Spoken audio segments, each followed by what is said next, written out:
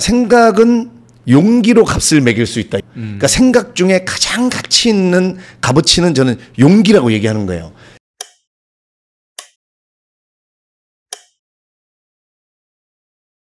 안녕하세요. 하와이 데저텍입니다. 하와이 데저텍의 마인드 초대서, 오늘도 저희 스튜디오에 너무 귀한 손님이 이렇게 찾아주셨습니다. 나는 어떻게 삶의 해답을 찾는가의 저자이시죠. 그리고 그에 앞서는 개그맨이시자 그리고 또 사업가이시기도 하고요. 최근에는 많은 분들의 멘탈 코치이시기도 하십니다. 고명환 작가님 모셨습니다.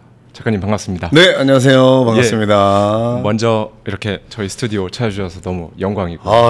정말 하와이 데저텍을 언제 와보나 했는데 너무 감사합니다. 예, 네. 뭐 간단하게 저희 구독자님들께 간단 인사 말씀 한마디 부탁드리겠습니다. 네, 하와이 데저텍 구독자 여러분들 반갑습니다. 저는 개그맨 겸 영화배우 겸 탤런트 겸 요식업 CEO 겸 베스트셀러 저자 겸 강사하고 있는 개그맨 고명환입니다. 반갑습니다. 반갑습니다. 네. 오늘 작가님을 모시고 저희 채널에서 그동안 제가 구독자님들께 많이 말씀드렸던 그런 부분들에 대해서 조금 더 자세히, 그리고 이걸 일상에서 또 어떻게 접목해서 활용할 수 있는지에 대해서 좀 말씀을 드려보고자 해요. 네. 그래서 먼저 요즘의 근황부터 한번 여쭙고 가고 싶습니다. 네. 작가님께서 최근에 또 지금 이제 하고 계신 요식업 사업 관련해서 두 곳의 매장을 추가로 또 이렇게 오픈을 하셨다고 해요. 예.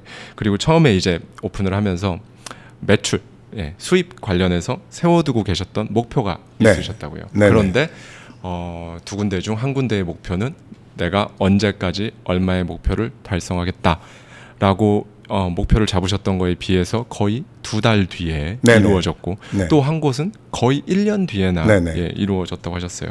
저는 이 부분에 대한 부분부터 좀 말씀을 시작하고 싶은데요.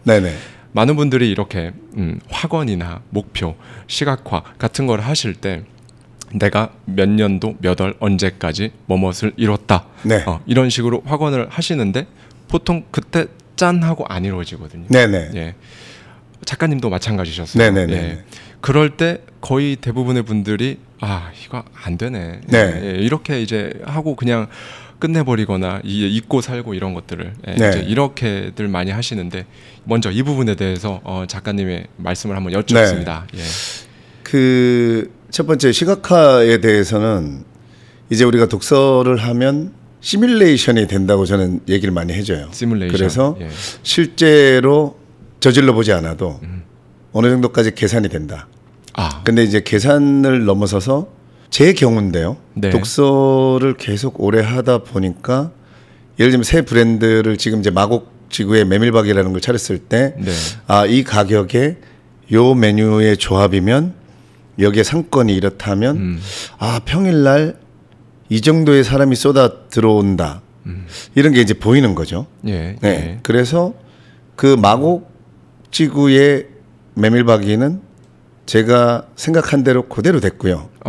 그 다음에 이제 얘기하신 하나 더가 이제 목동에 갈비집을 했는데, 목동에 그게 이제 제 전문 분야가 아니에요. 저는 이제 메밀국수가 전문이고. 그렇군요. 그래서 이제 갈비집은 또 제가 이제 상상을 했죠. 상상이라기보다 그렇죠, 상상이죠. 구체적으로 시뮬레이션을 해봤는데 여기는 목동 로데오 거리고 목동역에서 1번 출구에서 한 150m고 2층이지만 이 정도는 될 것이다 라고 시뮬레이션을 했었는데, 이제 그거는 좀 늦어졌어요.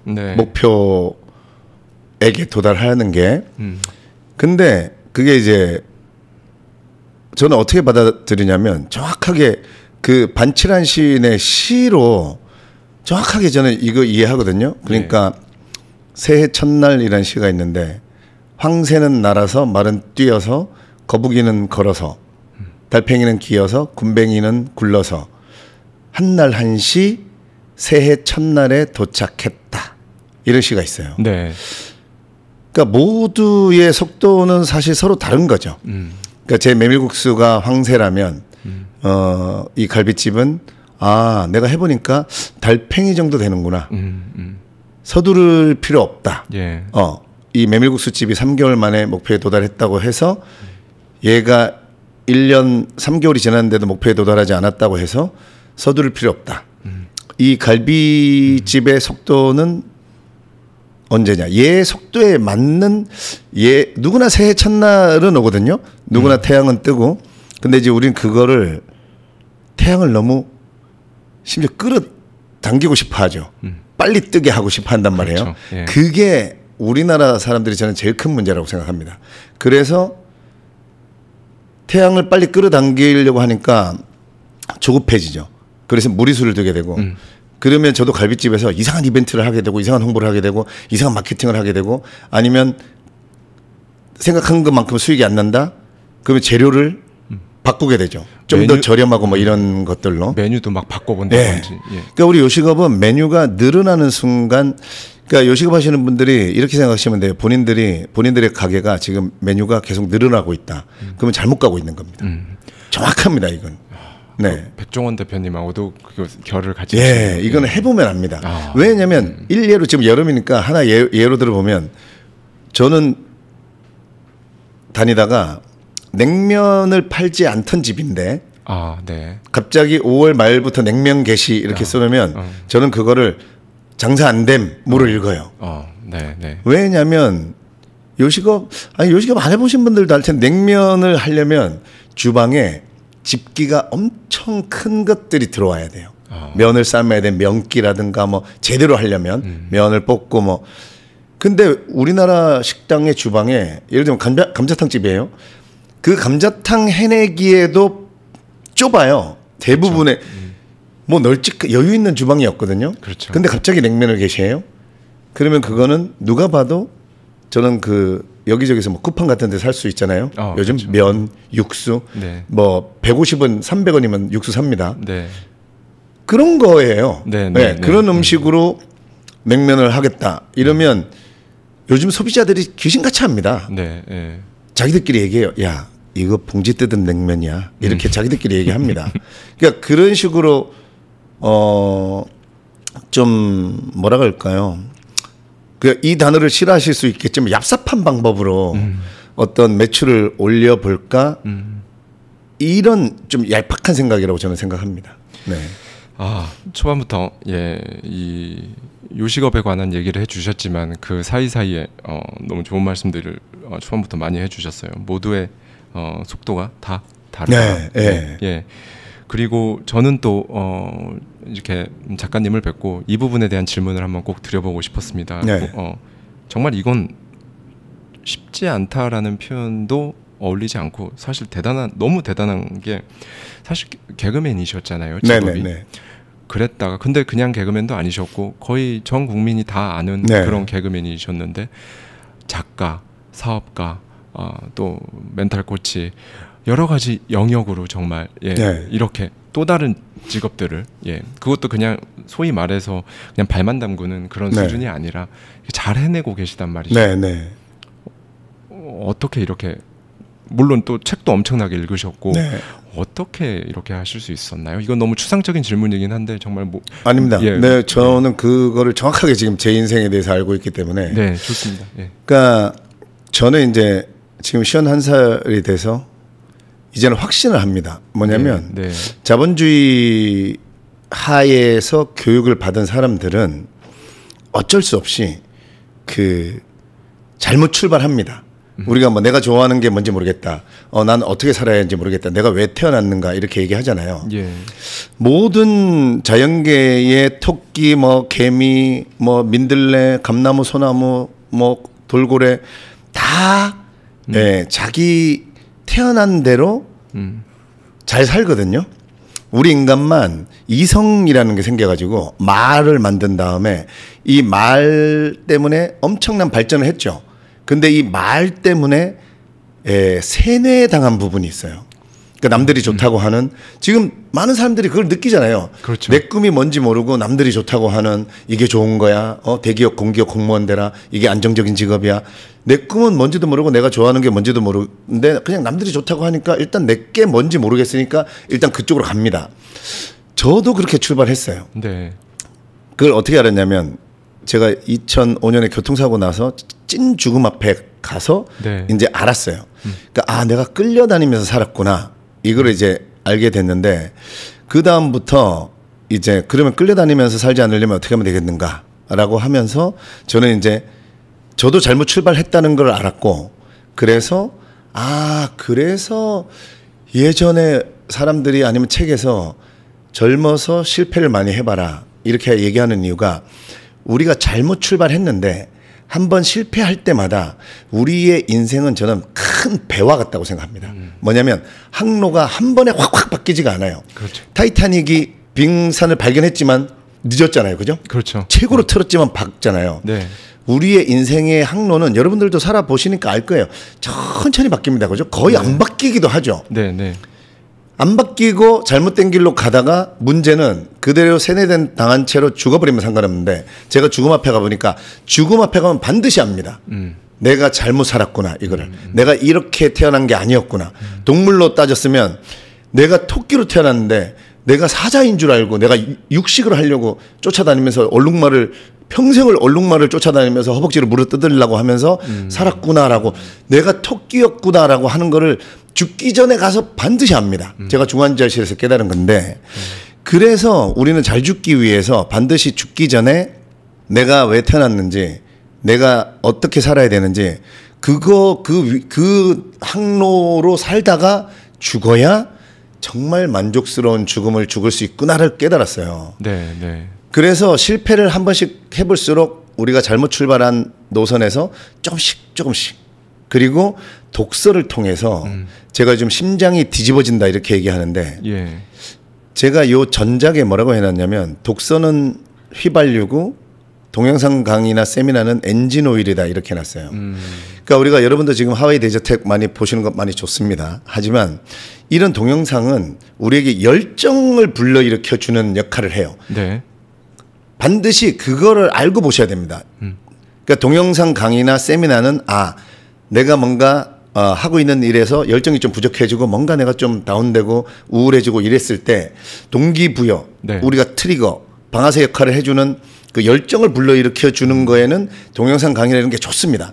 하지만 이 동영상 강의를 통해서 깨달음을 얻으려고 하면 안 돼요.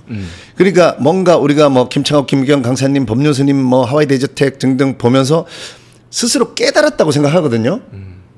뭐 무슨 말인지 알 것 같아. 근데 하루 이틀 지나면 그게 내 행동으로 절대 옮겨지지 않습니다.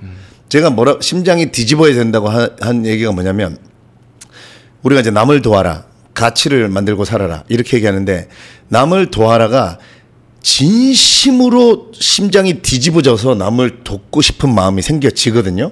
그게 이제 독서를 통해서 저는 생기더라고요. 제가 이제 제가 제 마음을 아는 거잖아요. 이렇게 이제 심장이 뒤집어져야 돼요.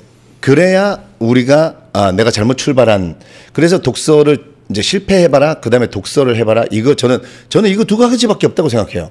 이거 두 가지를 통해서 저는 이제 한 95% 제가 태어난 이유인 그 제 항로로 그러니까 아까 말씀하셨지만 개그맨으로 시작했다가 요식업 CEO 하다가 베스트셀러 저자하다가 지금 강사 고명환을 저는 제일 좋아하거든요. 그러시군요. 예. 그러니까 뭔가 제가 내 인생의 95%는 제 항로를 잘 잡았다고 생각을 했는데 이거를 확인하는 방법도 정확하게 있습니다. 네. 그 헤르만 헤세의 데미안에 제가 전작에 써놨지만 수컷 나방이 별을 향해서 모두가 동경하는 별을 향해서 날아갔다면 아무 일도 일어나지 않았을 거야 이래요. 네. 데미안의 싱클레어한테. 그러니까 모두가 동경하는 별은 그거예요. 뭐 500억 건물주, 대기업, 공기업, 공무원, 안정적인 직장. 근데 생각해보면 수컷 나방이 모두가 동경하는 별을 향해서 날아갔다면 아무 일도 일어나지 않았을 거야. 하지만 수컷 나방은 자기가 태어난 이유인 암컷 나방을 향해서 날아갔기 때문에 그때는 일어나지 않을 것 같은 일도 일어나는 법이야 이래요. 네. 저도 유재석을 향해서 날아가고 있었어요. 개그맨들은 그렇습니다. 그죠? 네. 유재석을 향해서 날아가죠. 네. 근데 제가 교통사고와 독서 등등을 통해서 또 나에 대한 질문을 통해서 조금씩 항로를 바꾸다가 결국은 제가 강사까지 왔단 말이에요. 네. 근데 이쪽으로 그런데 내가 헤르만 헤세가 얘기한 일어나지 않을 것 같은 일이 뭔가 그게 바로 사람들이 얘기하는 행운이에요. 행운. 저 친구는 뭐 하는 일마다 다 잘 되고 가만히 있어도 뭐가 막 되는 것 같고 그런 친구들 있잖아요. 그러니까 인생의 항로를 제대로 올라타면 우리가 그 카트라이더 자동차 경주 오락 있잖아요. 네. 그거 가다 보면 복주머니 같은 거 있어가지고 물음표 딱 먹으면 뭐 미사일도 생기고 그렇죠. 뭐 에너지도 생기고 네. 그렇잖아요. 인생의 행운은 늘 우리 주변에 그렇게 복주머니처럼 있거든요. 근데 너무 슬픈 현실은 우리가 그렇게 세뇌당한 채로 남들이 얘기하는 그 별을 향해서 가고 있잖아요. 그러면 그 길 위에는 복주머니가 하나도 없어. 내가 그래 살아보니까. 근데 제가 지금 강사 고명안으로 딱 돌아섰는데 예. 정말 막 이틀에 한 번씩 무슨 복주머니가 터지고 있어요. 네. 그래서 내가 헤르만 헤세가 얘기하는 게 뭔 말인지도 알겠고 이렇게 내 길을 찾아가는 거구나. 말씀해 주시는 거 들으면서 너무 인상적인 부분이 많았어요. 특히나 자기 개발서 들도 많이 읽으셨을 거고 워낙에 다독가시니까요.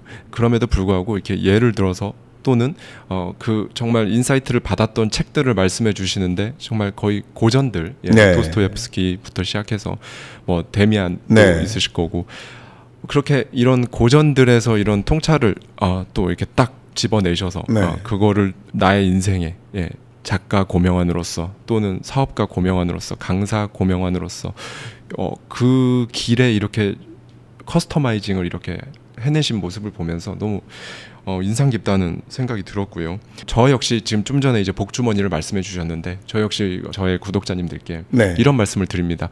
행운의 여신이 행운을 공짜로 주는 게 아니다. 네. 행운을 판다. 네. 그럼 행운을 사려면 뭔가를 대가를 지불해야겠죠. 네. 근데 제가 드리는 이 말씀과 정말 같은 결로 말씀을 예전에 해주셨어요. 작가님께서도요. 쉽게 성공한 사람은 쉽게 나락으로 가고 쉽게 번 돈은 쉽게 날아간다라는 말씀을 해주셨죠.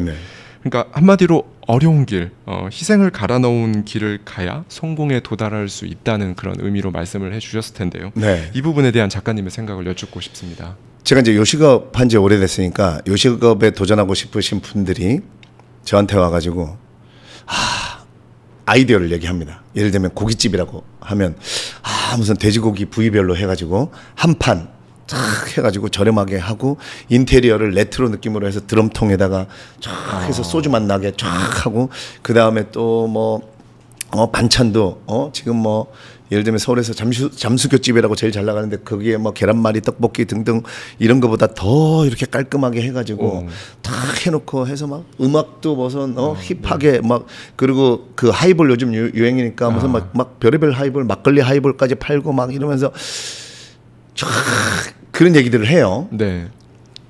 100명 중에 100명이 밝은 부분만 얘기해요. 저도 그랬었거든요. 그래서 성공을 못하는구나 라고 이제는 확신합니다. 왜냐하면 해답은 제가 고통 속에라고 얘기했고 하와이 대제택님도 지금 그런 결로 얘기하셨는데 우리 인생의 해답은요.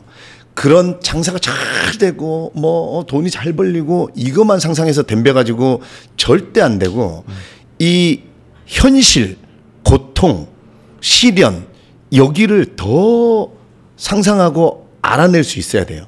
그러니까 돼지고기집을 했을 때 그 돼지기름 때문에 하수구가 얼마나 막히고 사실 우리는 여러분들 성공하시려면 반드시 어두운 쪽 우리가 근데 저는 어두운 쪽 고통, 시련 이런 거를 제발 뭐 열정, 안락함, 쾌락, 행복 나중에 살아보면 여러분 같은 말입니다. 그냥 이걸 뭉뚱그려서 조던 피터슨이 질서너머에서 뭐라 그랬냐면 그냥 이거 다 합쳐서 그냥 삶이다 이렇게 얘기해요.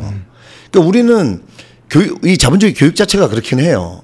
좋은 쪽만 행복한 거 뭐 내 거만 막 왜냐면 소비를 조장하기 위해서 계속 그러는데 반드시 고통 쪽을 먼저 바라봐야지.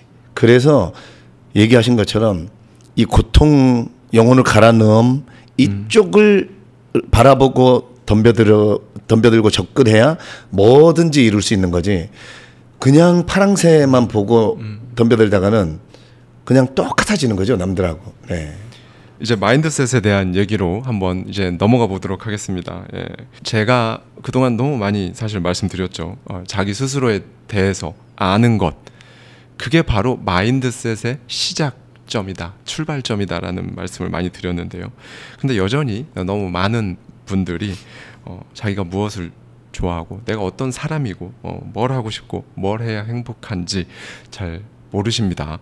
그래서 그 결과 아까 작가님께서도 말씀을 해주셨지만 주변 사람들의 손때가 묻은 꿈이 내 꿈이구나 라고 생각을 하고 이제 그 목표를 향해 또 그냥 가는 거죠. 예. 이렇게들 많이들 살아가시는데요. 작가님 역시 자기 자신에게 스스로 질문하는 게 가장 중요하다라는 말씀을 또 해주셨어요. 이 부분에 대한 생각을 여쭙고 싶습니다. 네. 예. 저는 본의 아니게 이제 교통사고가 크게 났었어가지고 삼성의료원에서 고명환 씨 지금 1초 후에 당신 심장이 터져서 죽을 수 있으니까 빨리 유언하고 빨리 정리할 거 있으면 정리하라 그래서 그렇게 따져보면 죽음의 1초 전까지 갔다 온 거예요. 그죠? 제 마인드는. 하여튼 그리고 중환자실 갔다가 일반 병동 와가지고 깨달은 거는 내가 34년 동안 거의 끌려다니면서 살았구나를 알게 됐어요. 찐 죽음 앞에 가서. 제 인생을 바꿔준 위대한 질문이 그 일반 병동에서 아까 얘기했지만 그렇다면 명환아 끌려다니면서 살지 않으려면 어떻게 하면 되겠느냐. 이거를 저한테 질문을 던지자마자 그래서 질문의 힘이 너무 위대합니다. 그전에도 제가 이제 책을 싫어한 건 아니지만 책이 너무 읽고 싶어졌고 그때 이쪽 한쪽 눈이 마비가 돼가지고 한쪽 눈으로 책을 읽었어야 됐어요. 한쪽 눈 가리고 읽어보면 이게 엄청 답답하거든요. 근데 일반 병동에 한 2달 가까이 있으면서 하루에 18시간 이상씩 책만 읽었던 것 같아요. 그러니까 그때는 2005년인데 그때도 인터넷상에 동영상 강의나 뭐 테드 강의 있었어요. 근데 한국에서 그걸 보는 문화가 없었어요. 그러니까 끌려다니면서 살지 않으려면 어떻게 하면 되겠느냐 너무 궁금한 거예요. 진짜 너무 죽음 앞에까지 갔다 오니까. 그러니까 누구한테 물어볼 사람도 없고 그러니까 병문안 오는 사람한테 야 네가 아는 그냥 유명한 책 있지. 그냥 누구나 아는 일단 그런 거 좀 사다 줘라. 그래서 그런 그때 이제 인문고전 뭐 이런 유명한 책들을 많이 읽었어요. 근데 읽으면서 계속 저는 타겟이 그거였어요. 그냥 이 줄거리에 빠져서 아니면 이 여기에 주는 교훈에 빠진 게 아니고 계속 읽는 내내 머릿속에 그게 계속 있는 거죠. 끌려다니면서 살지 않으려면 어떻게 하면 되겠느냐. 끌려다니면서 살지 않으려면 어떻게 하면 되겠느냐.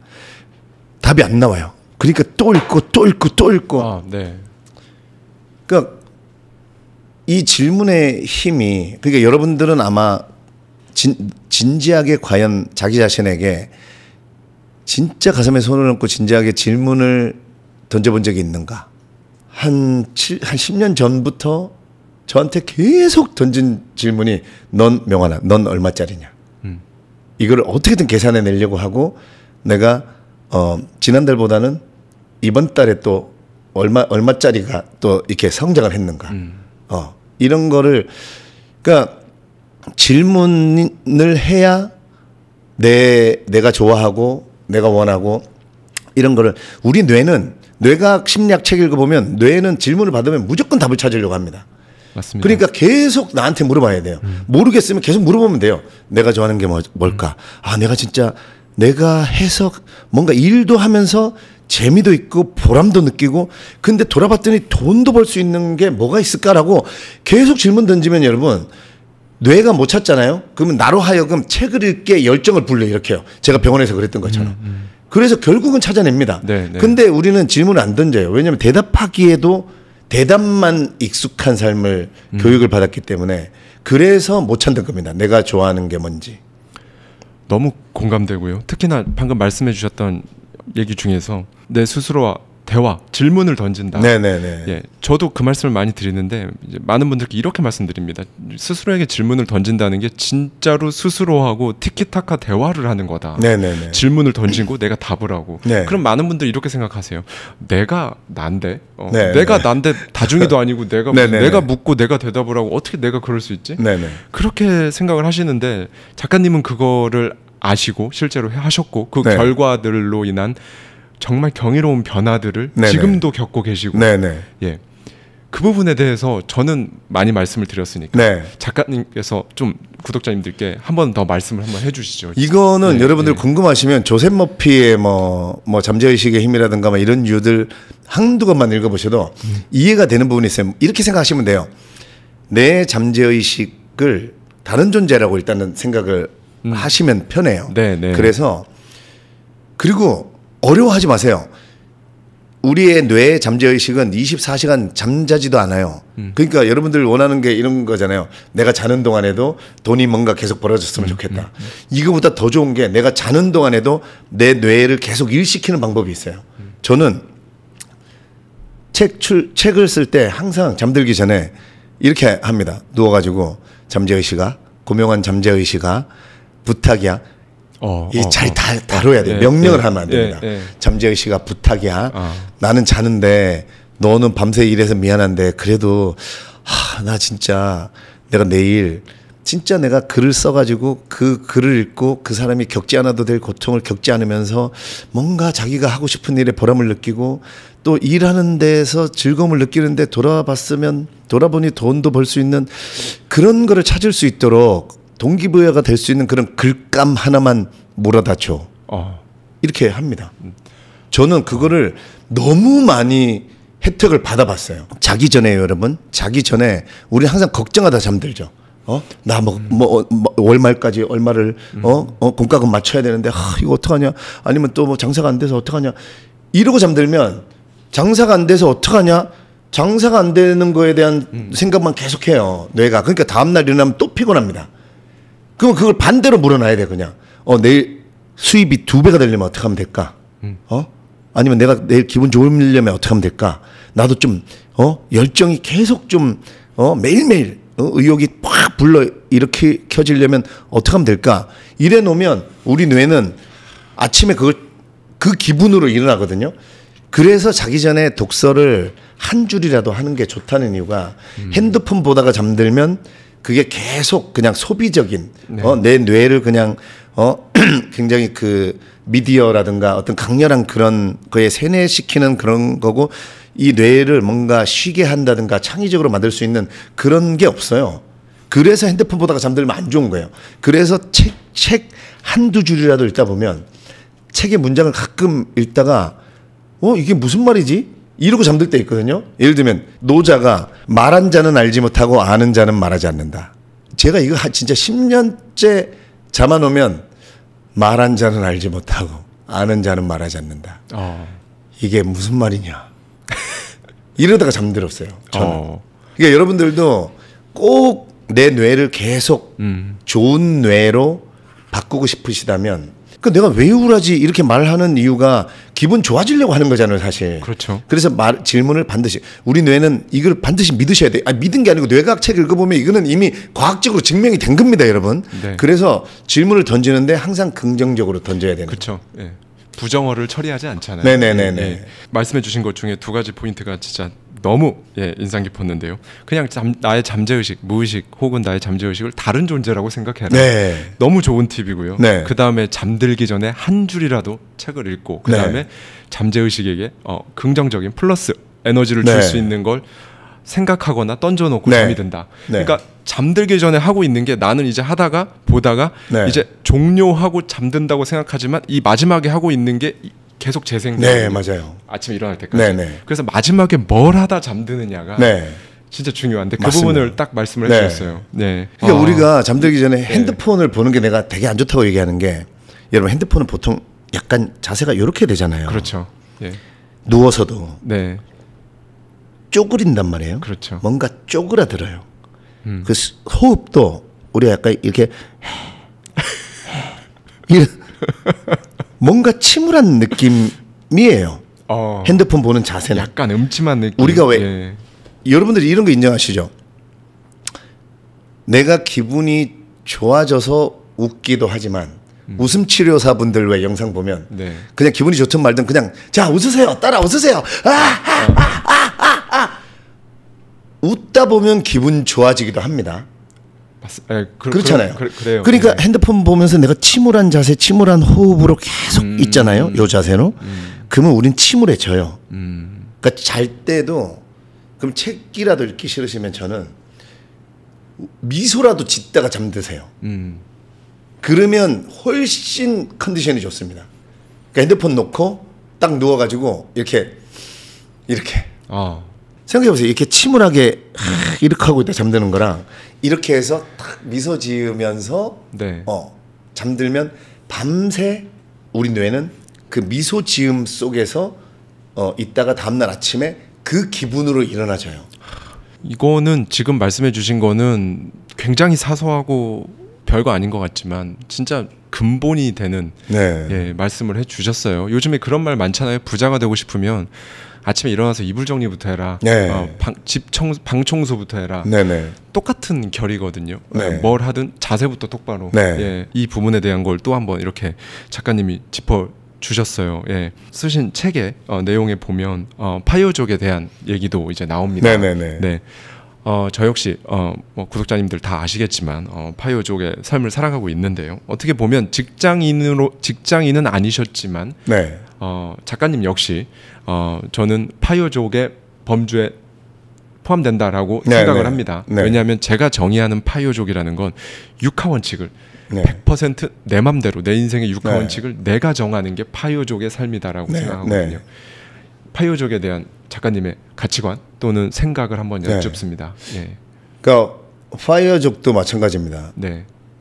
파이어족이 되신 분들은 절대 그렇게 생각하지 않아서 파이어족이 된 거고, 파이어족이 못 되신 분들은 아까 얘기한 것처럼 파이어족이 되면 나는 아무것도 하지 않고 해외여행 다니고 좋은 집에 좋은 차 타고 남들 출근할 때 나는 명품 가방 메고 친구 만나서 청담동 브런치집에 앉아서 얘기하고 언제든지 떠날 수 있고.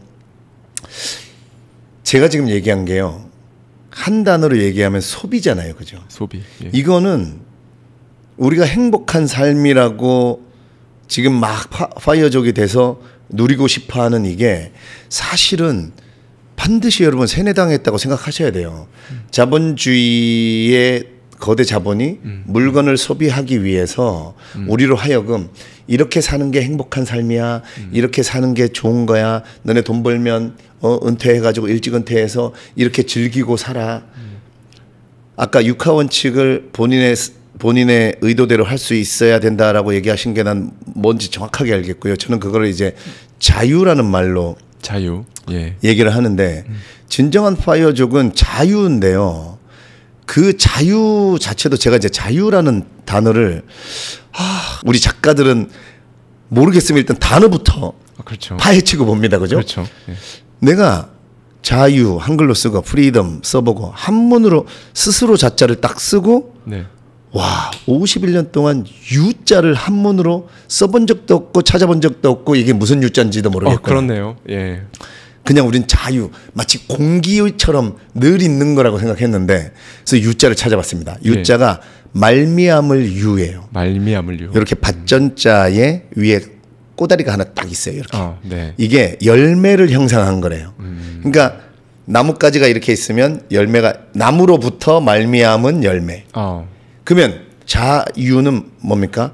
나로 말미암음이에요. 네. 하와이 대저택님이 육하 원칙을 얘기하신 거 난 너무 알겠어요. 네. 뭐냐면 육하 원칙 자체를 내가 세우겠다는 거잖아요. 그렇죠. 그죠? 그렇죠. 그러니까 그러니까 여러분이 아까 말한 세뇌당한 이거 생각조차도, 그러니까 파이어족 이후의 삶을 지금 세뇌당한 뇌로 나는 뭐 서핑하고 해외여행 다니고 이게 아니고, 부디 독서를 통해서 진정한 삶의 의미는 이 일에서 찾아야 되고, 이 우주 나 이외의 존재를 이롭게 하는 삶에서 찾아야 되고, 어떤 이런 나로 말미암음의 철학부터 만든 후에 그 다음의 것들도 다 나로 말미암음으로 할 수 있는 게 나는 진정한 파이어족이라고 생각합니다.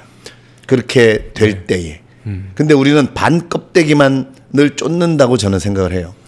그렇죠. 저 역시 지금 말씀해 주신 부분이 너무 공감이 됩니다. 그 파이어족은 사실 진짜 중요한 게, 파이어족이 돼야지 여기까지를 보통 잡으시거든요. 네네네.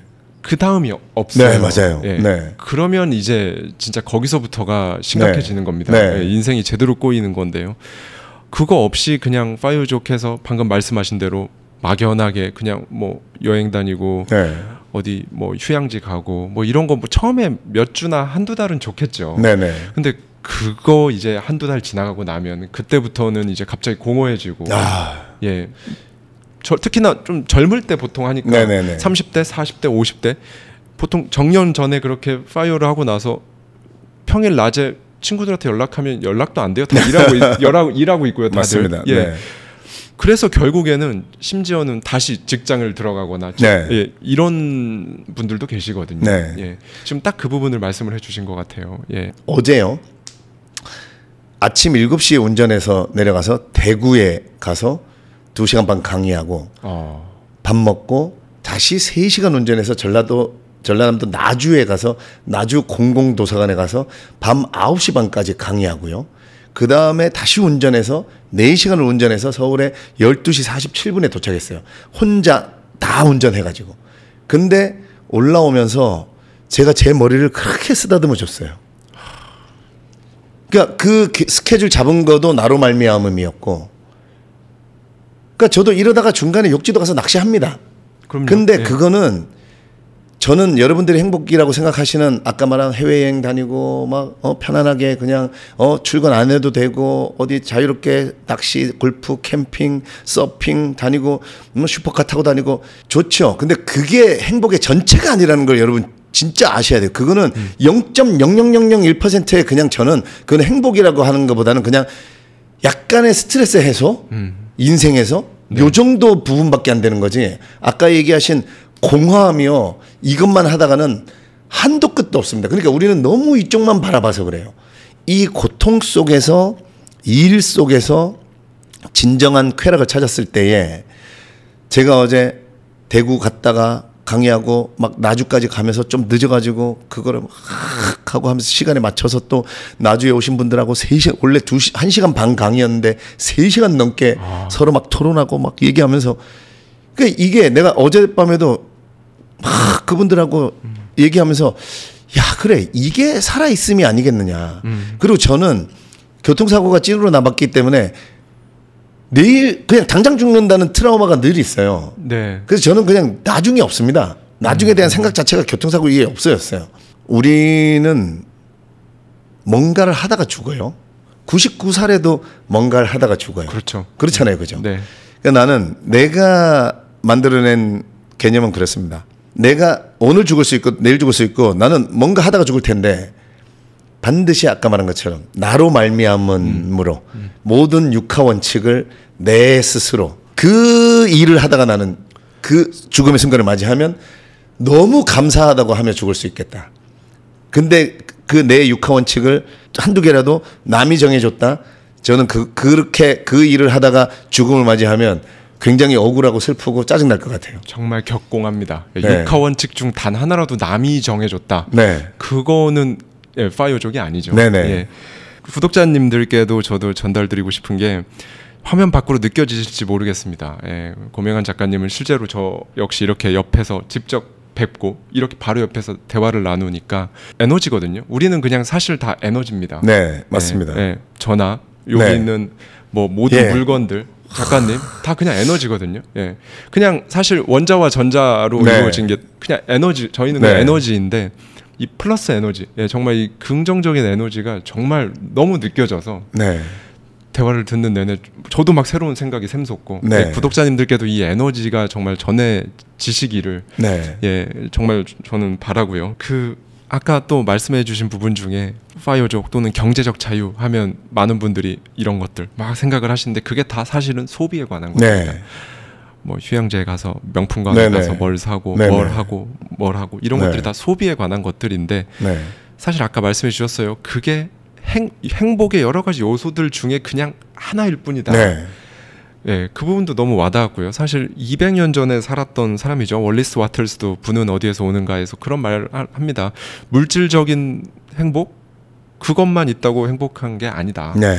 그렇다고 정신적인 행복 그것만 있다고 또 역시 행복한 게 아니다. 네. 예, 이게 다 밸런스가 맞아야 네. 이제 이 전체적인 이게 이루어지는데 아까 초반에 말씀해 주셨던 이 모든 게 전체가 다 삶이다라고 아까 네. 말씀해 주셨던 거랑 또 괴를 같이 하는 네. 것 같아서 너무 인상적이었고요. 그 작가님 책에 보면은 시간 압축에 대한 얘기도 네. 이렇게 말씀을 언급을 해 주셨어요. 네.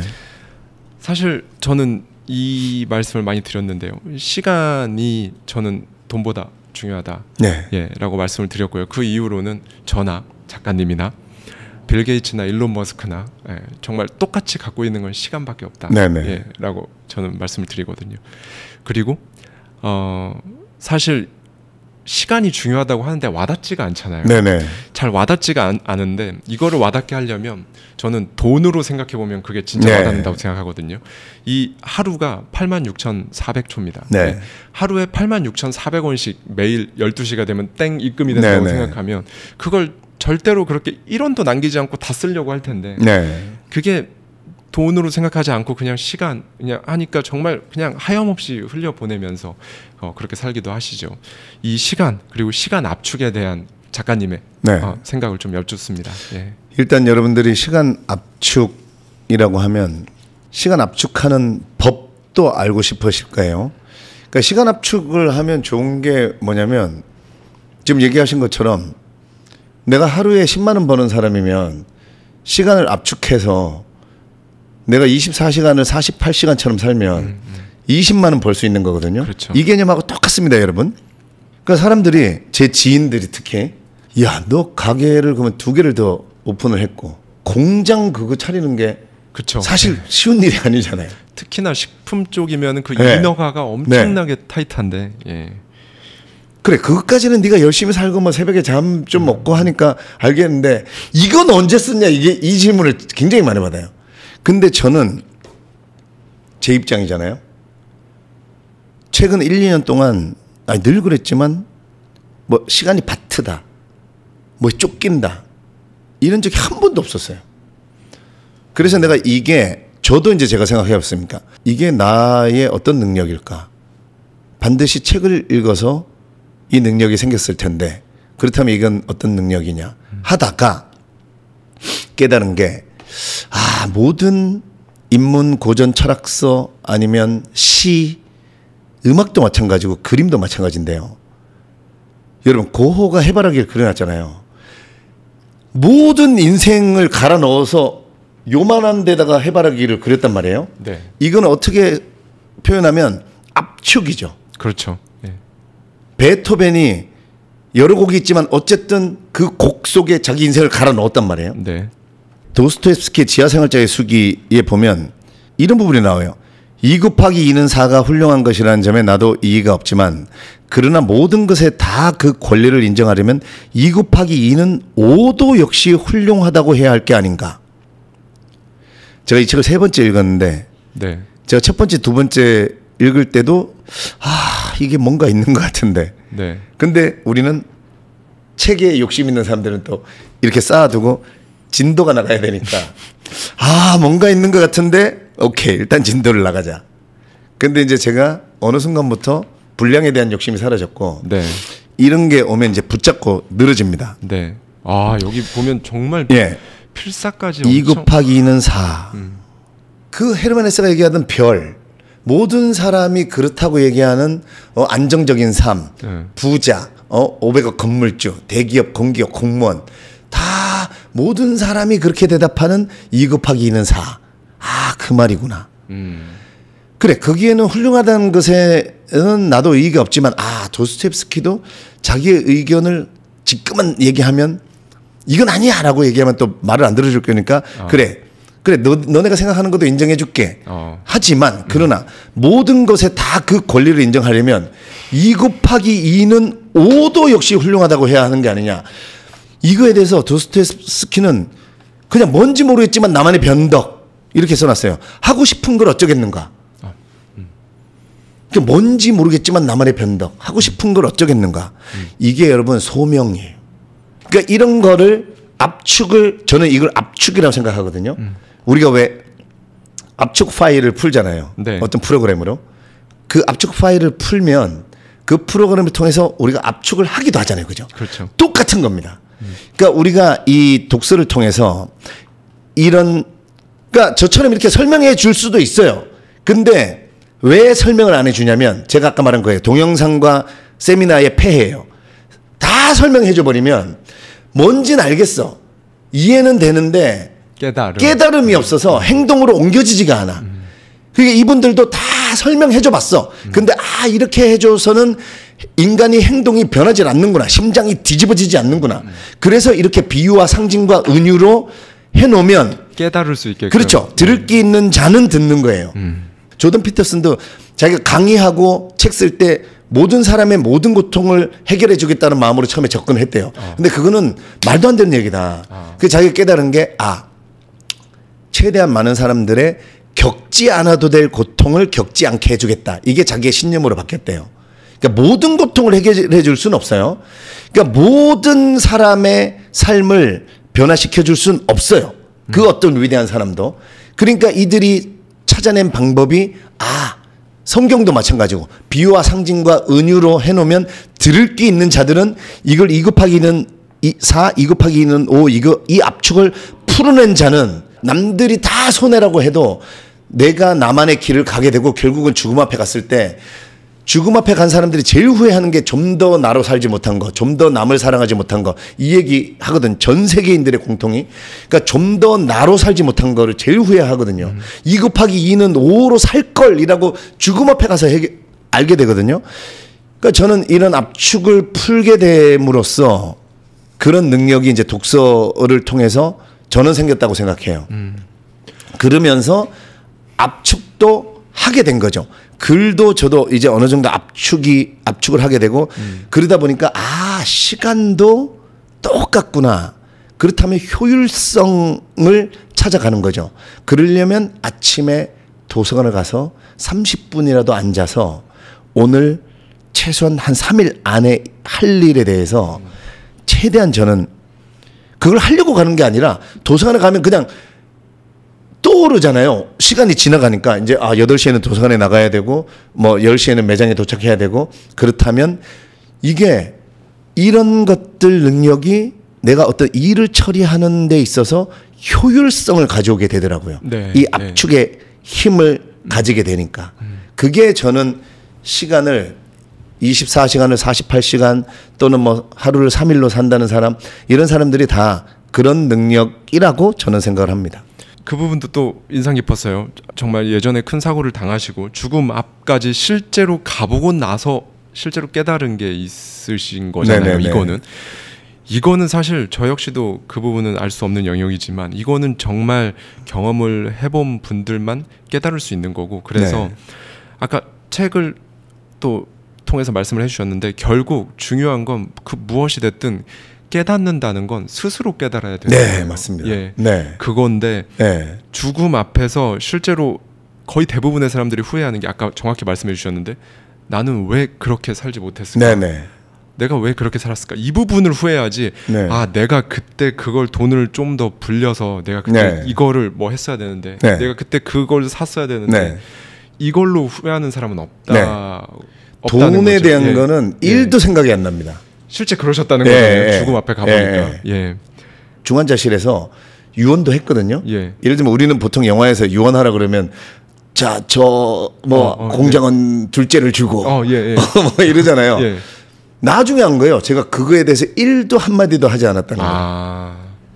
아예 그거는 아예 머릿속에 그냥 없습니다. 우리 삶에 이렇게 얘기하면 이제 도저히 이해가 안 되시겠지만 그래서 우리는 자본주의라는 게 자본주의에 살기 때문에 이 돈이라는 거를 그래서 2가지밖에 없습니다. 벌어서 극복하든가 안 벌고 극복할 수 있는 방법은 책밖에 없어요. 책을 읽으면 안 벌고 극복할 수 있습니다. 이걸 알게 돼요. 근데 안 벌고 극복하게 되잖아요. 그래서 돈을 안 벌으려고 하잖아요. 그때부터 돈이 더 잘 벌어집니다. 이게 돈의 묘한 매력이에요. 저도 그 말씀 드리고 싶었는데 돈은 정말 중요하죠. 정말 중요한데 정말 죽음 앞까지 직접 가보신 그 경험에 따르면 그 순간에 돈은 하나도 안 중요하다. 이게 좀 이렇거든요. 돈이. 그래서 저도 말씀드리는 게 내가 어떻게 돈을 벌지? 나는 무조건 난 돈이다. 무조건 나 1순위는 돈이고 난 진짜 돈만 벌어야 되고 난 돈에 따라 움직이고 이러면 돈 더 안 벌려요. 더 안 되거든요. 그런데 아까 말씀해 주신 것처럼 내가 육하원칙 내가 진짜 하고 싶은 거 그 삶의 경로대로 그냥 내가 하고 싶은 걸 정말 그걸 위해서 살다 보면 돈이 바로 뒤따라서 더 붙는 거예요. 그 부분을 또 말씀을 해주셔서 그러니까 옛날 어르신들이 우리가 뭐 그 꼰대들의 얘기가 아니고 특히 저는 돈을 쫓지 마라 이 얘기는 너무 이제 와닿습니다. 돈은 진짜 쫓는 게 아니에요. 돈을 따라가는 게 아니고 한 번만 그냥 속는 셈 치고 돈을 한번 거절도 해보고 자본주의에서 가장 매력 있는 힘이 여러분 돈이 벌어지는데 내가 거절해 보는 겁니다. 몇 번만이라도 한번 해보세요. 돈을 계속 더 벌려고 쫓아가지 말고 여러분이 어떤 일이 생길지 모르겠지만 누가 돈을 뭐 준다고 하든 아니면 뭐 번외에 돈이 생기든 아니면 내가 돈 벌 기회가 생겼다 그걸 한번 거절해 보세요. 굉장히 큰 돈을 몇 번만 거절해 보면 제가 무슨 말 하는지 네. 알게 됩니다. 저도 너무 공감되고요. 예, 저는 항상 돈을 사람하고 똑같다고 생각하거든요. 네. 하나의 인격을 가진 존재라고 생각을 네. 하는데 돈을 쫓아가면 어떤 사람을 제가 자꾸 구질구질하게 쫓아다니는 네. 거예요. 나한테 좀 와줘. 네. 어디가 막 이렇게 쫓아다니는 건데 그게 아니라 제가 먼저 중심이 잡혀 있고 제가 네. 굉장히 가치가 있고 매력적인 사람이 되면 네. 돈이 이제 저를 쫓아오는 맞습니다. 거죠. 네. 예, 만나달라고. 네. 예, 저는 그런 식으로 또 이미지화했었는데 예. 돈이요. 예. 정확하게 순서가 이렇습니다. 우리가 이제 여러분들 이해하기 쉽게 돈 그릇이라고 얘기하잖아요. 돈 그릇을 키우면 네. 독서와 경험과 사색과 이런 걸 통해서 돈 그릇을 키우면 돈이 저절로 와서 담기게 이렇게 됩니다. 근데 우리가 돈 그릇이 작은데 그래서 복권 로또 맞은 사람들 전 세계에 복권 맞은 사람들 90% 이상이 불행해졌다는 이유가 네, 네. 내 돈 그릇이 요만한데 30억인데 500억이 맞아가지고 이거를 30억에다가 쑤셔 넣으려고 하다 보면 이혼하고 가족들끼리 하고 막 돈 이거 가지고 이상한 짓을 하게 되고 네. 왜냐면 내가 이거를 그릇이 안 되니까. 그렇죠. 그래서 이거 돈을 미리 책을 읽어서 아는 사람들은 무서움을 알게 되고 이 돈이 복권을 맞았기 때문에 생겼잖아요. 그러면 빨리 이거를 30억만 남기고 내가 담을 수 있는 30억만 남기고 나머지는 흘려보내야 된다는 걸 알아요. 그래서 그 10%는 그렇게 살아서 행복한 겁니다. 이 부분 한번 여쭙고 싶어요. 아까 제가 초반에 비슷한 질문을 드리긴 했는데 이거는 제가 너무 많이 말씀드려서 아마 저희 구독자님들은 지겨운 표현이실 텐데요. 저는 이제 불편의 다리라고 표현을 하거든요. 네. 지금의 고명환 작가님이 계시기까지 예. 처음에는 개그맨이셨고요. 예. 네. 그것도 개그맨으로서 굉장히 성공적으로 정말 유명해지셨죠. 네. 그런데 지금의 고명환 작가님이 계시기까지는 정말 수많은 불편의 다리들을 건너오셨을 겁니다. 네네. 이거를 건너가야 이쪽에서 저쪽으로 내가 건너가야 진짜 내가 원하는 삶을 살 수 있고 네. 성공, 부자 이런 것들을 이룰 수 있다는 걸 알지만 사실 너무 많은 분들이 리스크, 불확실성 네네. 망하면 어떡하지? 네네. 그런 분들께 좀 한 말씀 부탁드리겠습니다. 예. 그 힘을 일단 가지셔야 되는데 예를 들면 제가 이 책도 갖고 왔는데 이 무라카미 하루키가 처음에 소설을 쓸 때 원래 재즈바를 하고 있었어요. 맞아요. 예. 네, 장사도 잘 됐단 말이에요. 근데 야구장에서 갑자기 야구장 진구구장에서 네. 그 외국인 타자가 땅 2루탄가 뭘 친 순간 나도 소설을 쓸 수 있겠다. 네. 이러면서 이제 글을 쓰기 시작했다고 했잖아요. 네. 주변 사람들은 여기 정확하게 나옵니다. 주변 사람들한테 소설을 쓰겠다고 했더니 그 전념하기 위해서 이 재즈바를 그만둬야겠다. 그렇게 얘기하니까 야 아니 지금 잘 되고 있는데 그렇죠. 아니면 그리고 이걸 왜 지금 문을 닫으려고 하냐. 하면서 하면 아니면 누구 영업사장을 두고 하면서 하면 되는 거 아니냐. 그랬더니 본인은 그 성격이 그렇게 안 돼서 본인은 이제 성격이라고 얘기하는데 그 다음이 중요합니다. 그 다음에 뭐라고 해놨냐면 내가 못 찾겠는데 외워요. 뭐라고 해놨냐면 그리고 소설을 썼다가 그래 문 닫고 소설 썼다가 그래 소설로도 안 되면 또 다시 시작하면 되지 뭐라고 생각했대. 그게 굉장한 힘입니다. 그렇죠. 네. 그러니까 또 다시 시작하면 되지 이게 아무나 생기는 게 아니에요. 이게 이제 비트겐슈타인이 제가 오늘 이것 때문에 이거 계속 어제도 강의하고 하느라고 계속 갖고 다닌 건데 어제도 제가 이거 읽어드렸어요. 생각은 용기로 값을 매길 수 있다 이렇게 해놓은 거예요. 그러니까 생각 중에 가장 가치 있는 값어치는 저는 용기라고 얘기하는 거예요. 소설로도 망하고 그 재즈바 문 닫아줬어? 그럼 또 다시 시작하면 되지 이게 다 연결되는 말인 게 여러분 안에 뭘 쌓아 놓으셔야 되냐면 나중에 온 이 사람에게도의 존 러스킨이 뭐라고 하냐면 진정한 부는 역량 있는 사람의 손에 들려진 가치다 이렇게 얘기해요. 그게 뭐냐 진정한 부는 어디다 쌓아두는 게 아니고 뭐 3천억 건물 뭐 이런 뭐 어디 뭐 금 사가지고 아니고 역량을 내 안에다가 쌓아놓는 거예요. 그러니까 역량을 여기 안에 쌓은 사람이 진정한 부를 가지고 있다는 거거든요. 그러니까 무라카미 하루키는 번역가였고 번역가들은 당연히 책을 많이 읽잖아요. 그렇죠. 우리가 읽어봐도 무라카미 하루키가 독서량이 얼마나 많습니까? 그러니까 이 무라카미 하루키는 독서량 때문에 이미 이 역량이 이 안에 들어가 있는 거야. 자신감이자 용기자 이거죠. 그러니까 여러분들이 이거 하면 안 되면 어떡하지? 두려워. 다 두려워합니다. 네. 이거는 정확한 거예요. 그냥 여러분 안에 이게 안 쌓여 있어서 그래. 이거를 한순간에 누구 동영상을 보고 세미나를 듣고 절대로 저지르지 못합니다. 그러니까 이 용기는 반드시 독서와 또는 실패 이런 경험을 통해서 근데 경험을 통해서 하는 게 더 빠를 것 같죠. 독서가 굉장히 느릴 것 같죠. 독서가 제일 빠릅니다. 맞아요. 독서를 통해서 제가 아까 말한 것처럼 2 곱하기 2는 4, 2 곱하기 2는 5 이런 거를 깨닫는 게 내 안에 역량이 쌓이는 거거든요. 그러면 그러니까 저는 어디 가도 저는 지금 저도 그래요. 나를 어디 아프리카에 데려다가 버려놔 봐라. 내가 못 먹고 사나. 진짜 저는 그런 자신감이 있거든요. 그러니까 무라카미 하루키도 딱 그 얘기더라고요. 읽어보니까 친구들이 아무리 말리고 자기 여자친구도 말렸거든요. 근데 아니 나는 일단 집중하고 싶다. 그리고 소설로 성공 못하면 재즈바 문 닫혀져 있으면 또 시작하면 되지 뭐. 자신이 있는 거예요. 그러니까 이거는 역량을 쌓아야 됩니다. 그게 아니고 나 누구는 보면 그냥 툭툭 잘도 시작하는데 나만 왜 행동에 못 옮길까?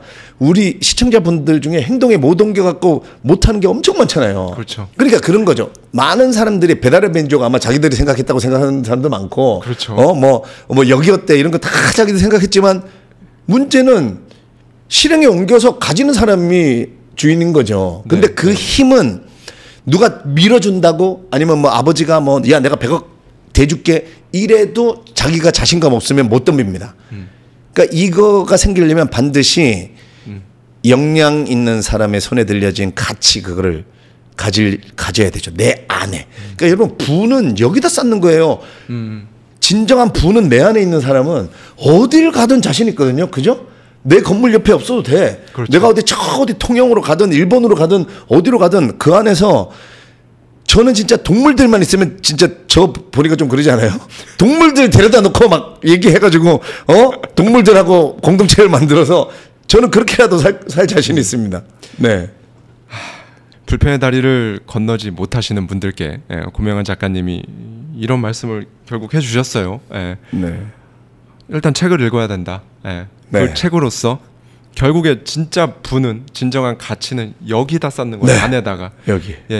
독서에서부터 그게 출발점이고 그게 쌓여 있으면 어느 순간 나도 모르게 무라카미 하루키가 갑자기 어느 날 그냥 소설을 써야겠다. 소설을 썼던 것처럼. 그렇게 이제 불편의 다리를 그냥 나도 모르게 맞아요. 건널 수 있는 그러면 그게 나옵니다. 저절로 그러니까 나온다는 무라카미 하루키도 우리가 이런 얘기 많이 들어보셨죠. 창의는 발휘하는 게 아니고 발휘되는 거다. 그러니까 무라카미 하루키가 야구장에 누워 있었지만 이미 독서를 통해서 역량을 계속 쌓았기 때문에 그 창의가 드디어 임계점을 뚫고 그 순간에 뭔가 땅 소리와 함께 나 소설을 쓸 수 있겠다. 이게 창의가 발휘되는 거거든요. 그러니까 여러분들은 나는 왜 남들처럼 저렇게 아이디어를 뚝딱 못 만들어내서 뭐 저렇게 남들은 창업도 잘하고 뚝딱뚝딱 여러분 뚝딱뚝딱 한 게 아니라니까요. 차곡차곡 쌓아서 여러분 이게 안 차 있는데 내가 뭔가 진짜 돈이 되는 아이디어를 만들어 보겠다라고 친구들하고 뭐 스터디 하시면서 모여가지고 아무런 인풋 없이 100년 밤을 새보세요. 뭐가 나오나 절대 나오지 않습니다. 그게 창의의 진리고 창의의 매력이고 창의는 발휘되는 거라고 얘기하는 거죠. 그 작가님 이번 책에 보면 이제 니체의 철학이 많이 녹아 있습니다. 네네. 낙타 상태, 그다음 사자, 그리고 최종적으로 아이 상태에 이르기까지. 그 부분에 대한 내용을 이제 작가님의 책에도 이제 정말 알기 쉽게 이렇게 풀어주셨는데요. 낙타는 그 어떤 일이 있어도 그냥 이게 그냥 내가 하는 거니까 라고 생각하고 이제 사막에 보면 낙타 보면 이렇게 낙타가 무릎을 꿇잖아요. 무릎을 꿇고 거기에 이제 짐도 올리고 사람도 타고 하면 이렇게 일어나서 사막을 따라 쭉 가는데 정말 마치 그렇게 가고 있어요. 그렇죠? 근데 본인이 낙타인 줄 모르고 설령 알고 있다 해도 인정하고 싶어 하지 않아 하시고 보통 그러시죠. 이제 이번 책에 이제 그 니체의 낙타와 사자와 아이 상태에 대한 부분을 정말 많이 이렇게 녹여내신 만큼 이 부분에 대한 작가님의 생각도 궁금합니다. 네, 제가 이제 독서법의 단계를 낙타, 사자, 어린아이 개념을 채용해 왔는데 니체에 대한 제 해석입니다. 네. 제 해석을 일단 이 자라투스트라는 이렇게 말했다의 낙타, 사자, 어린아이를 얘기를 짧게 해드리면 저는 이렇게 해석했습니다. 니체가 신은 죽었다라고 이제 우리는 많이 듣고 있는데 그 신을 사람들이 죽였다 이렇게 표현했어요. 그때의 역사적인 시대와 배경을 찾아보면 종교인들도 부패를 했고 그로 인해서 사람들도 또 종교에 대해서 제대로 기능을 하지 못했어요. 그러면 니체가 왜 신은 죽었다고 했겠습니까? 종교라는 거는 여러분 생각해 보세요. 우리의 죽음을 해결하기 위해서 만들어진 게 종교예요. 한마디로 잘 죽게 만들어 주겠다거든요. 그러면 사람들이 종교 생활을 잘 했으면 니체가 그런 말도 안 했습니다. 근데 니체는 종교가 죽음을 잘 해결해 주고 있었는데 이게 제 역할이 안 되니까 그럼 사람들에게 잘 죽도록 뭔가 개념을 만들어 줘야겠다. 그게 낙타, 사자, 어린아이예요. 너네 어린아이 단계까지 제발 간 후에 죽음을 맞이해야 아까 내가 말한 것처럼 나답게 살 걸 좀 더 나로 살지 못한 거 남을 사랑하지 못한 거 이거 여러분 후회를 안고 죽는다는 게 가장 비참한 죽음이잖아요. 그러면 낙타, 사자, 어린아이 뭐냐? 아까 말한 것처럼 낙타는 무릎 꿇고 누구의 짐인지도 모르고 어디로 가는지도 모르게 끌려가는 삶이고 그렇죠. 사자는 그나마 용기가 생겼어. 지금 우리 현대인들이 사자의 삶을 사는 거예요. 근데 문제는 뭐냐면 내 삶, 내 욕심, 내 재산, 내 쾌락, 내 거만 누리다가 살다가 가면 또 지금 앞에 가면 후회해요. 그러면 어린아이 단계까지 가라고 하는 게 뭐냐면 어린아이 단계 여러분 제가 아까 말한 세뇌당하지 않은 그냥 딱 태어났을 때 이거를 그러니까 우리가 진짜 맑은 상태 제가 처음에 그랬잖아요. 토끼는 토끼대로 살고 사자는 사자대로 살고 민들레는 민들레로 살 수 있는 이유가 아무런 그 부끄러움 남과의 비교하는 마음 이런 거 남들이 만들어 놓은 이렇게 사는 게 좋은 거야 하는 그거가 없잖아요. 민들레나 토끼나 그렇기 때문에 왜 살아야 되고 어떻게 살아야 되고 나답게 살아야 되고 하는 걸 이것 말고는 다 자기대로 살아요. 그러니까 사자 때도 아직도 모른다는 거죠. 니체의 얘기는 돈 다 가지고 권력 가지고 가졌어도 네 머릿속에는 아직 진짜 그렇죠. 그거를 모르는 거야. 그러니까 그 돈으로 너는 원래 되게 남들을 도와준 사자였어. 근데 그걸 모르잖아요. 그래서 그 너머의 태초의 어린아이 상태인 모든 걸 보면 즐겁고 신기하고 남을 도와주고 싶고 정말 연결이 이렇게 되는군요. 그래서 이 단계를 잘 넘어가기 위해서 저는 사실 독서는 빨리 갈 수는 없는데요. 인생 항상 우리가 이제 강의하면 작가님 책 많이 읽으셨으니까 인생책은 뭐예요? 물어봐요. 여러분 인생책을 물어보시는 분의 심리를 가로 열고 여러분도 가만히 생각해 보시면 이겁니다. 좀 더 빨리 알고 싶어요. 그렇잖아요. 제일 베스트만 한번 읽어. 고명환 네가 3,000권을 읽어서 뭔가 지금 잘 살고 있는 것 같은데 그 중에 한 권을 보면 뭔가 그걸 읽으면 나도 거기에서 그런 건 없고요. 여러분에게 독서를 통해서 낙타, 사자, 어린아이로 그나마 잘 갈 수 있는 방법을 제가 이제 3가지만 제 책에서 잠깐 소개해드리면 독서도 알고 해야 되거든요. 그렇죠. 그리고 독서를 이런 사람도 있잖아요. 진짜 저도 책 읽고 싶은데 안 돼요. 뭐 이렇게 하는데 원래 낙타 단계 때는 다 졸립니다. 그걸 알아야 돼. 그게 독서의 낙타 단계 때는 낙타랑 또 똑같아요. 낙타는 뭔지도 모르고 어디로 가는지도 모르기 때문에 그냥 유명한 책 읽으면 돼요.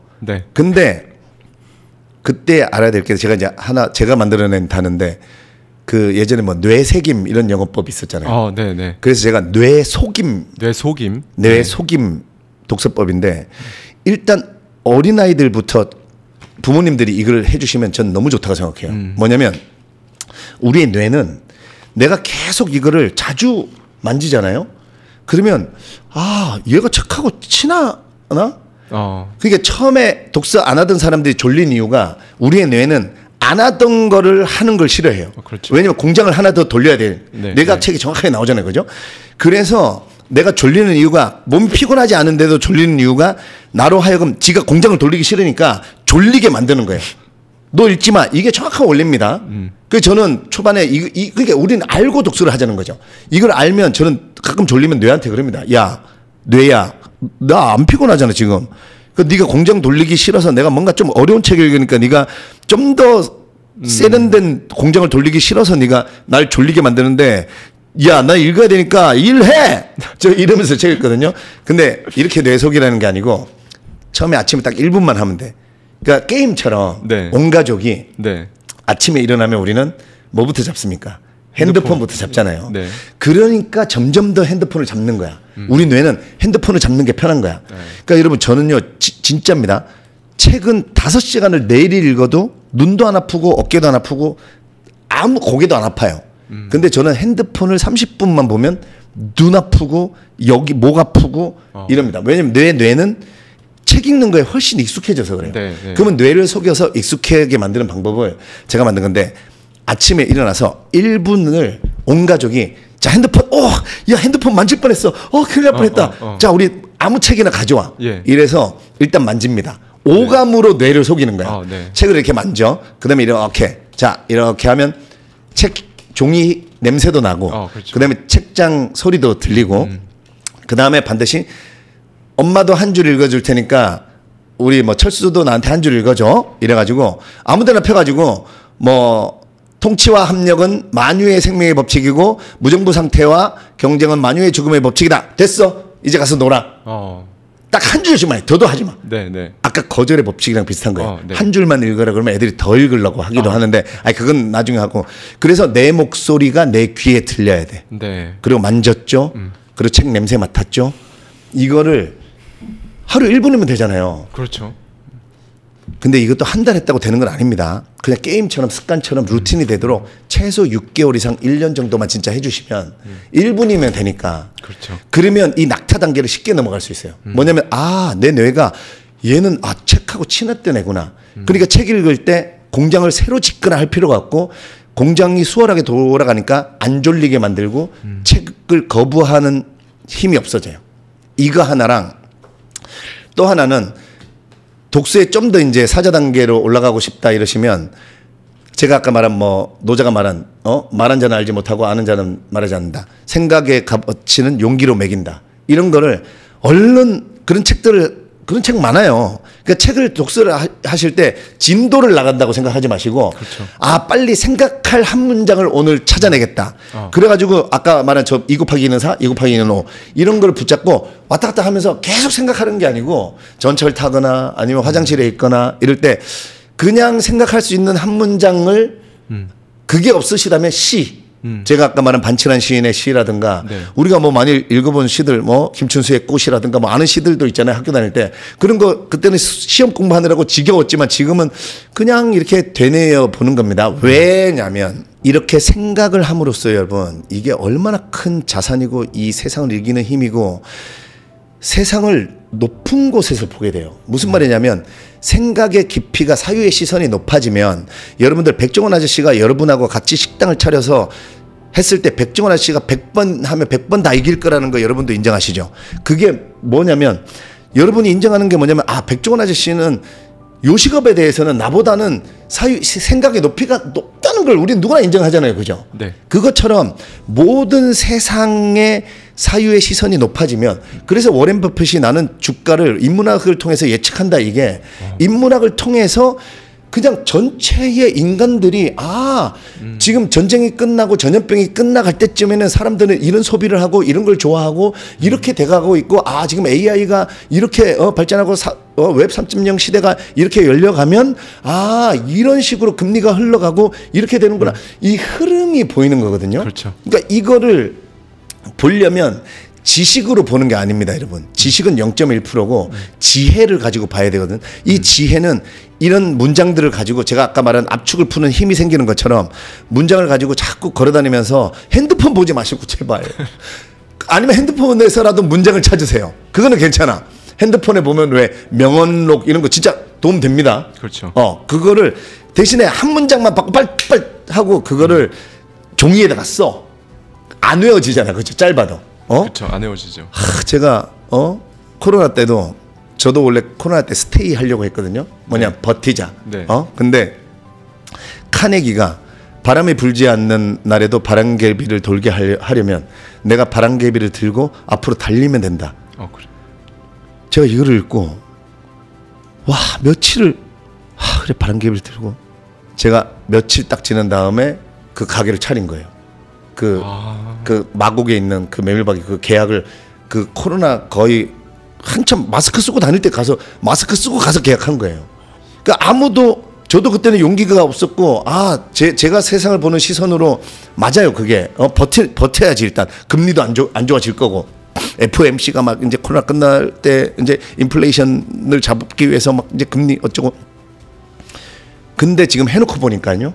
그 카네기의 그 말을 혼자 사색하고 며칠을 감동받고 계속 바람개비 그렇지 내가 뛰는 장면을 생각하고 하다가 그래 여기서 멈추는 게 아니야 명언아 버티지 마. 대신에 무모하게 바람개비를 돌리지 않아요. 뭐 막 10억 100억 던진 게 아니거든요. 근데 지금 해놓으니까 역시나 이제 경기 좋아지고 하면 이미 이제 홍보되고 하면서 경기 좋아지기 시작하면서 차리면 늦는 거 알죠. 그렇죠. 네. 그러니까 이런 식으로 사색할 수 있는 문장을 하나씩 가지고 더 이제 어린아이 단계까지 올라가고 싶으시면 여러분이 책이 10권 있든 20권 있든 상관없는데 나만의 무기고를 만들어라 내가 써놨는데 저는 딱 3 섹터가 있거든요. 그러니까 이쪽에 예를 들면 아까 이런 나중에 오는 이 사람에게도 이런 유들이 들어있는 인문 고전 철학 그러니까 평생 읽어야 될 책. 그러니까 저는 집에 한 3,000권 정도 책이 있는데요. 여기에 따로 한 300권 정도의 제 무기고가 있어요. 그래서 여기에 이런 책들이 100권 정도 쫙. 이거는 평생 읽어야 될 책. 네. 그럼 여기는 제가 뭔가 삶에 대해서 이렇게 약간 다운이 되고 누구나 그렇잖아요. 그죠? 네. 내가 지금 잘 가고 있는 건가? 스스로 그렇게 됩니다. 그럴 때는 저는 항상 요 1번 섹트에 와서 그 100권 중에 책을 골라요. 그래갖고 읽고 또 있는데 이게 그러니까 3번째 읽는 거야. 그래서 제가 이걸로 최근 한 6개월을 이 책으로 완전 살아냈습니다. 너무도 환희 속에서 살아냈거든요. 그러니까 그 내 무기고 속에서 딱 땡겨집니다. 그 다음에 2번째 섹터에는 세스 고딘을 필두로 하는 마케팅이라든가 그야말로 내가 돈 벌겠다. 네. 아이디어 짜겠다 대놓고 뭐 이랑주 작가의 살아남은 것들의 비밀 막 뭐 유현준 교수의 책은 여기도 있고 여기 있는 책도 있고 여기 있는 책도 있고 한데 뭐 그런 책들 중에 뭐 지혜 편집 공학 막 이런 책들 뭔가 보면 뭐 아이디어 마케팅 홍보 그야말로 실질적인 실물 돈에 관련된 작전을 세울 수 있는 거기를 또 중간 섹터. 그 다음에 3번째는 이제 새로 산 책들 신간들로 해놓고 여기에서 이제 골라서 얘네 둘로 들어가게 되는 거죠. 아니면 저 2,700권 있는 쪽으로 가든가. 네. 네. 그리고 또 2,700권 쪽에서도 또 때로는 돌다가 다시 또 이쪽으로 옵니다. 그래서 한 이 3가지만 해주셔도 니체가 말한 낙타에서 사자로 독서법이 낙타 사자. 제가 어린아이 단계가 됐다고 저는 제가 어린아이 1단계가 됐다라고 책에 써놨는데 아까 말한 제가 2 곱하기 2는 4, 2 곱하기 2는 5 이런 거를 제가 이제 압축을 풀 수 있고 이렇게 압축을 풀게 되면 어린아이 1단계 정도 됐다고 저는 생각합니다. 그래서 어린아이 3단계가 되면요 드디어 자기가 세상에 없던 철학을 만들어냅니다. 너 자신을 알라. 뭐 인간의 생각하는 갈대다. 뭐 이러면서 그래서 그런 그 인생의 기준들을 제가 왜 여기다가 해답이라는 단어를 써놨냐면 제가 이렇게 겪었던 우리는 뭔가 기준을 그러니까 독서도 알고 하면 아 원래 졸리는 거구나 나만 그런 게 아니야 이렇게 좀 기준을 그렇죠. 알면 그래도 좀 쉽게 갈 수 있잖아요. 그렇죠. 그래서 제가 아는 하여튼 여러 가지 기준들을 책에다가 좀 써놨습니다. 그래서 한번 이 기준으로도 내 삶을 한번 잣대를 대보시고 이렇게도 한번 풀어보시고 또 아니면 또 여기 책 많이 소개해놨으니까 또 다른 책으로도 해보시고 이러다 보면 여러분들의 세뇌당한 뇌가 제가 그래서 철학자를 흉내내느라고 제가 그 우리 세뇌당한 뇌의 그거를 이겨내자고 만든 말이 글로 말을 이긴다예요. 글로 말을 이긴다. 그러니까 이 글로 세상 사람들이 하는 말을 네. 이겨내야 우리가 어린아이의 원래 나의 순수한 내가 돼서 나로 살려고 했던 그걸 알게 되고 결국은 나로 살면서도 늘 즐겁고 그게 재밌고 어린아이처럼 즐길 수 있는 그 단계가 될 수 있지 않겠느냐.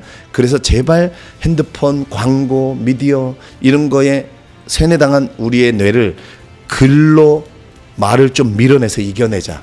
이제 저희 하와이 대저택 채널에 나오셨으니까 이 네. 부분을 이제 마지막 질문으로 꼭 여쭙고 싶었습니다. 네. 오늘날에 이렇게 정말 많은 분들에게 진짜 많은 가치를 주시고 그 전에는 웃음을 주셨었고요.